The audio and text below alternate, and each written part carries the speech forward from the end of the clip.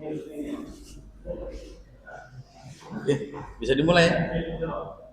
Eh, Assalamualaikum warahmatullahi wabarakatuh. Eh, kita memasuki dalam sesi pertemuan ke-6 ya. 2 pekan minggu sesi kita akan melaksanakan ujian tengah semester ya. Absensinya sudah? Ya. Saya akan mengabsensi ya.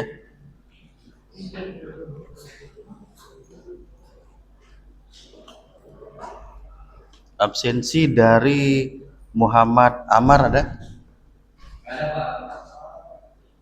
Siti Afifah ada? Ramadhani Hermansyah Ramadhani ada ya? Arini Aiko gak masuk ya? Sosanolo Ilham Heri Alfian Bayu Venantius Ikhwan Fauziah gak masuk ya? Yanto Febrian Joe Sariandi gak ada ya? Oke, kita akan memasuki materi mengenai negara sebagai subjek hukum. Di sini rekan-rekan mahasiswa bisa dilihat materi yang sudah saya distribusiin ya. Negara sebagai subjek hukum internasional ya. Jadi kondisinya subjek hukum merupakan ya represent ataupun citizen ya atau negara yang bisa bertindak secara hukum maupun berbuat secara hukum ya. Sebagaimana menjadi entitas di hukum internasional ya yang memiliki kedaulatan ya. Dan juga secara sah ya legitimasi diakui oleh komunitas negara-negara dari Perserikatan Bangsa-Bangsa ya. Kemudian dari negara yang berdaulat dan diakui ya, negara satu sama lain memiliki kepentingan hak maupun kepentingan kewajiban ya. Lalu dalam hal hak dan kewajiban diatur di dalam hukum ataupun norma ya yang telah diakui secara bersama-sama. Dalam hal ini perjanjian internasional maupun prinsip-prinsip hukum internasional. Kemudian ada yang di dalam persyaratan menjadi subjek hukum internasional ya. Yang pertama secara personalitas ya hukum ya maupun legalitas personalitas sebagai kedudukan hukum daripada subjek hukum ya yang menjadi bagian dari organ perkumpulan kenegaraan ya. Kemudian di sini mampu mendukung hak dan kewajiban secara internasional yang dipatuhi bersama ya menjadi prinsip untuk dapat dipedomani dan dipatuhi secara satu sama lain ya. Kemudian mampu melakukan tindakan tertentu bersifat internasional ya. Tindakan persahabatan ya, bekerja sama membangun ekonomi ya, membangun politik internasional ya. Nah, hal ini ya yang dikatakan negara itu cakap secara berdaulat ya. Kemudian yang keempat, mampu menjadi pihak dalam pembentukan perjanjian internasional. Sudah barang pasti ya, di dalam ketentuan pemenuhan pembentukan nota kesepahaman ataupun perjanjian, yang menjadi hal utama ialah negara sebagai subjek hukum ya, yang dapat menentukan di dalam sebuah perjanjian internasional, dan perjanjian tersebut menjadi hukumnya bagi negara sebagai pihak ya. Kemudian kelima, memiliki kemampuan untuk melakukan penuntutan terhadap pihak yang melanggar kewajiban. Tentu di dalam suatu perjanjian, selain daripada perjanjian itu sebagai fakta susur panda, perjanjian itu wajib untuk dilaksanakan secara beritikat ya. Bukan perjanjian itu ya dilaksanakan atas kehendak kepentingan sendiri atau kesewenangan tanpa memperhatikan daripada prinsip perjanjian itu ya. Lalu yang keenam, memiliki kemampuan untuk melakukan penuntutan terhadap pihak yang melanggar ya. Dalam hal ini memiliki kekebalan dari pengaruh penerapan yurisdiksi. Ini secara nasional ya. Setiap negara memiliki aturan ya yang bersifat mandiri ataupun individu ya, secara keberlakuan sistem hukum yang dianut oleh suatu negara ya. Meskipun memang sistem itu ada memiliki kesamaan ya terhadap negara-negara lainnya. Lalu dapat menjadi anggota dan berpartisipasi dalam keanggotaan suatu organisasi internasional yang dibentuk secara kesepakatan ya, dengan memiliki tujuan maupun kepentingan ya untuk memajukan suatu negara maupun menjadi suatu partisipasi ya, baik negara-negara di ASEAN ya maupun di anggota. Kemudian kita melihat status hukum dari hukum internasional. Kalau melihat dari pandangan John Austin ya, terdapat kelemahan ya terhadap status hukum di mana undang-undang ya sebagai statutory tentu mesti disahkan sebagai kekuatan politik secara berdaulat ya. Lalu undang-undang itu tidak dapat ditegakkan atau secara menurut kebiasaan internasional apabila statutory itu ya tidak didukung oleh secara nota kesepahaman oleh negara-negara di dalam satu organisasi internasional tersebut ya. Kemudian memandang daripada hal itu sebagai hukum kebiasaan ya atau living law menjadi kondisi yang memberikan ya wajah daripada hukum adat ya. Tentu di sini tidak menjadi suatu otoritas ya dalam politik untuk mewujudkan daripada hukum adat itu menjadi hukum tertulis atau hukum positif ya. Lalu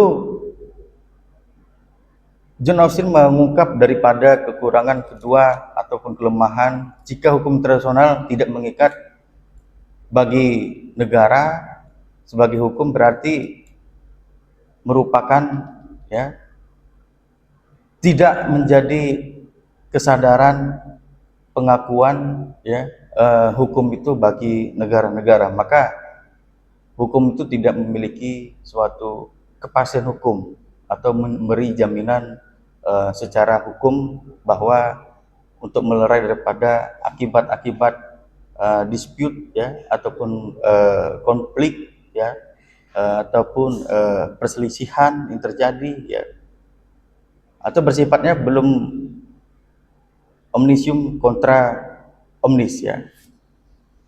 Kemudian kita berangkat ke ruang lingkup materi hukum internasional.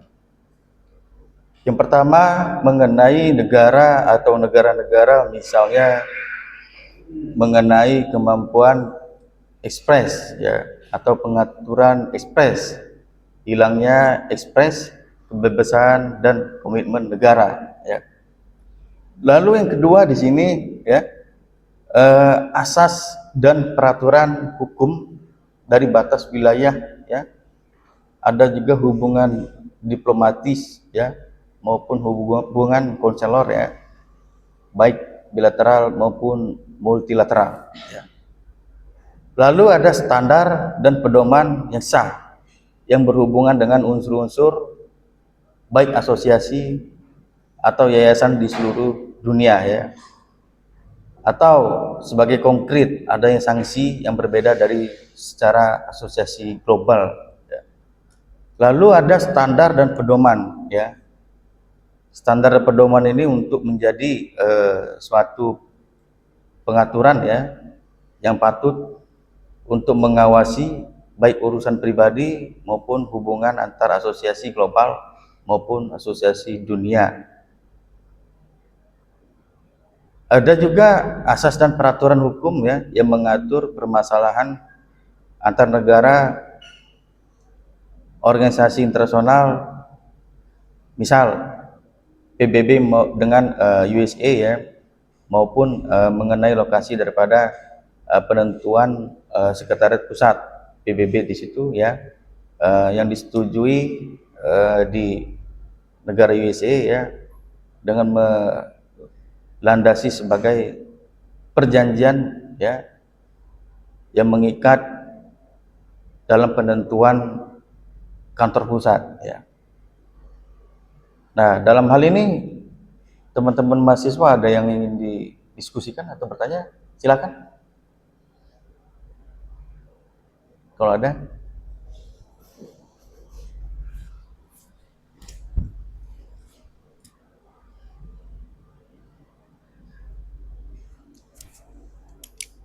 Saya lanjut. Ada?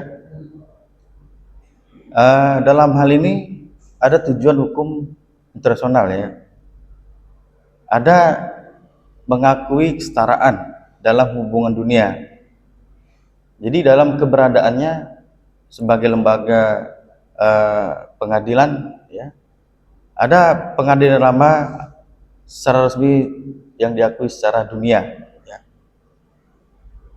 Kemudian ada pengadilan resmi internasional ya, yang mana di sini pengadilan yang mengatur dalam sanksi ya, oleh organisasi PBB ataupun secara tegas disebut secara pengadilan internasional.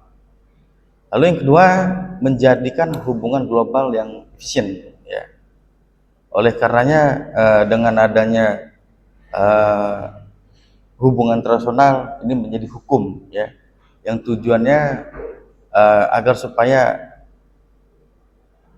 memberikan suatu perdamaian ya, di dalam berhubungan persahabatan internasional ya, ataupun menjalin kerjasama ya, terhadap negara-negara ya, atau memberikan sarana ya untuk membangun kepastian ya di dalam tercapainya politik ya, yang nanti dalam hal politik membangun sistem ya, membangun etika moral di dalam bernegara ya, ataupun memberikan suatu gambaran positif ya, di dalam berhubungan ya di suatu negara. Kemudian ada suatu perbedaan ketentuan hukum internasional ya. Yang pertama terlihat dari peraturan lokal global. Nah, di sini yang berlaku pada wilayah tertentu ya, dan tidak mencakup peraturan yang bersifat material. seperti peraturan global yang di Amerika Latin ya, maupun hukum internasional mengatur hubungan antar negara. Lalu yang kedua, ada hukum nasional itu mengatur hubungan dalam suatu negara ya. Kemudian perjanjian hukum internasional juga biasanya didasarkan secara perjanjian ya, dan pengaturan antar negara. Sedangkan secara legitimasi ya, di sini ditentukan secara otoritas publik. Kemudian ke belakang secara filsafat ya, di dalam pertumbuhan hukum internasional ya, didasari dari sejak 3100 ya sebelum Masehi ya, pada tahun 400 sebelum Masehi tersebut terjadi suatu kesepahaman ya di antara dua bangsa dari alam lagas maupun negara umat ya. Pada prinsipnya telah ditandatangani secara kekerajaan pada saat itu, Raja Ramses Romawi II maupun Mesir Khutusil dari Het ya. Lalu berkembanglah daripada para ahli yang menunjukkan bahwa bahasa itu suatu kebijaksanaan ya di dalam hal penentuan pertumbuhan hukum internasional yang merangkai daripada suatu keputusan-keputusan yang hadir ya untuk memenuhi muatan di suatu undang-undang ya. Kemudian pada Romawi kuno ya, dalam hal sebagai memberi komitmen ya di dalam perbaikan regulasi secara global, yang mana jus civil pada saat itu ya sebagai aturan yang relevan bagi penduduk Romawi, yang juga menjadi kepatuhan serta ketaatan di dalam menjalankan hubungan internasional. Kemudian ketika hukum internasional juga pernah dirumuskan ya pada pergantian abad tersebut, di sini mendorong suatu pertumbuhan hukum internasional yang membawa suatu ikatan spiritual dan temporal Eropa dari Romawi suci tersebut ya. Lalu ada di sini dari perjanjian Whitstaples ya 1648 yang melahirkan kesepakatan mengakhiri upaya penguasa Romawi suci untuk memulihkan wilayah Romawi. Kemudian ada juga dengan pemahaman masyarakat ya antar hubungan bangsa terbebas dari persoalan hubungan agama dan bergantung pada kepentingan masing-masing negara. Lalu yang menjadi unsur aspek subjek hukum adanya gencatan ya. Di Whitstaples ini ada negara teritori, ada hubungan masyarakat dengan suatu prinsip ya, dari kebebasan maupun keseragaman. Ada masyarakat dari suatu negara yang tidak menganggap kekuasaan ya, ada hubungan antar negara bergantung pada regulasi ya, ada negara mengakui bahwa hukum internasional ada sebagai hukum yang mengatur hubungan antar negara. Kemudian ada tidak mengakuinya secara pengadilan ya. Kemudian kemampuan polisi di seluruh global dianggap sebagai pembenaran konsistensi. Kemudian kita melihat daripada gencatan dari Whitstaples ya, ada ulama yang melatar belakangi hal ini. Ada Franz Suarez, ada Franz Victoria, ada Alberico Gentili, ada Grotius. Nah, dalam hal ini yang menjadikan suatu negara-negara ataupun organisasi internasional sebagai subjek hukum internasional ya, yang membawa di dalam suatu pembahasan subjek hukum internasional ya. Mungkin materi yang sudah disampaikan, apabila rekan-rekan mahasiswa ada yang ingin didiskusikan, ditanyakan, saya buka kesempatan, silakan. Ya, Mas Yanto.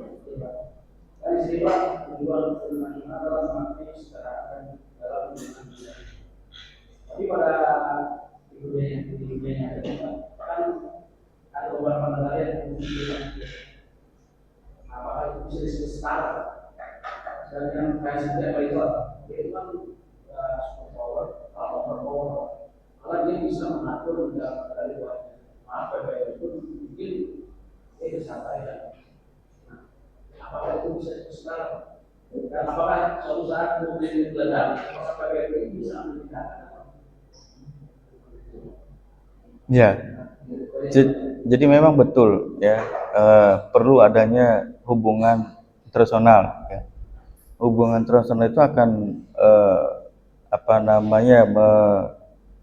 membuat ya daripada komunikasi bangsa-bangsa ya, yang kemudian nantinya apabila dalam hal itu di dalam menentukan peran ya sebagai negara yang menjadi subjek di dalam suatu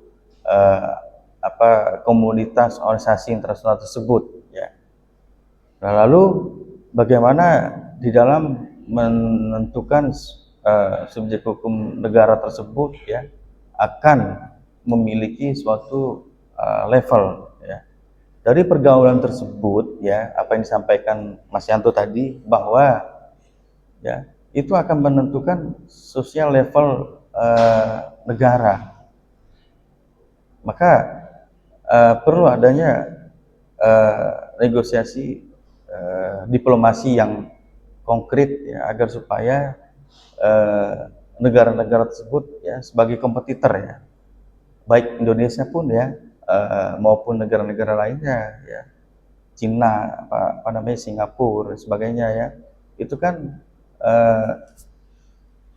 berlomba-lomba di dalam hal menjadi suatu kompetitif yang menaikkan level derajat ya negara seperti itu, bahkan menjalin hubungan ekonomi, politik ya, maupun sarana-sarana lainnya ya. Di mana yang menjadi suatu konvensi perjanjian internasional ya, itu kan lahirnya dari hubungan ya yang membangun suatu politik internasional ya. Ya, tentu hal itu ya membawa pengaruh dari suatu pergaulan ya. Jadi itu menciptakan suatu level ya bahwa negara itu nanti secara sosial ya memiliki hierarki ya. Mengapa negara adidaya ya Amerika Serikat ya itu menjadi negara yang superpower ya, yang disegani ya, dan akan menjadi koordinator di dalam organisasi internasional ya.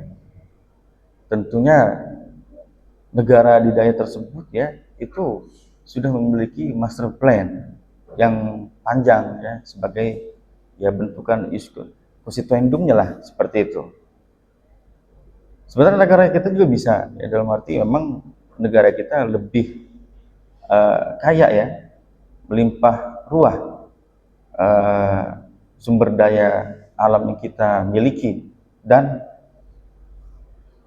luas yang kita miliki ya. Tidak semua negara sama seperti negara Indonesia ya, tentunya. Tentu negara-negara lain itu memiliki daya kontrario ataupun iri terhadap kekayaan yang kita miliki secara sumber daya alam ya yang terkandung di dalamnya. tentu kita perlu ya memiliki peran pemikiran ya, imajinasi ya yang bisa mengkonkretkan mengarah kepada level ya seperti negara adidaya Amerika misal seperti itu ya. Oleh karenanya memang secara tidak rigid ya, tidak diatur ya, kita tergolong sebagai negara yang berkembang gitu. Beda yang dianggap udah negara maju ya, Singapura gitu kan, Malaysia gitu kan, Dubai dan sebagainya gitu loh. Nah, kita termasuk keadaan yang sedang merintis untuk mengarah kepada tingkatan level ke arah yang dikatakan maju. Mudah-mudahan seperti itu dengan keadaan negara kita yang cukup luas ya dibanding negara-negara lainnya. Padahal Singapura tidak begitu luas. Sama luasnya dengan satu provinsi di Indonesia. Kita 38 provinsi ya, dari Sabang sampai Merauke. Ya, artinya negara-negara luar itu ya itu memiliki kehendak ya untuk sama seperti negara kita seperti itu. Ya, mungkin seperti itu yang bisa disampaikan. Selain itu, apakah masih ada?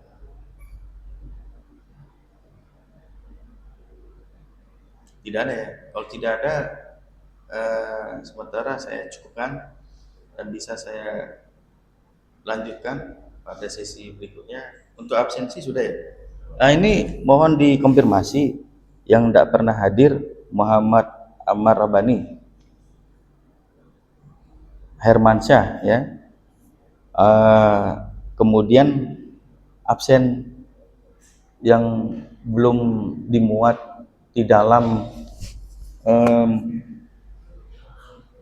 tabel ya, supaya bisa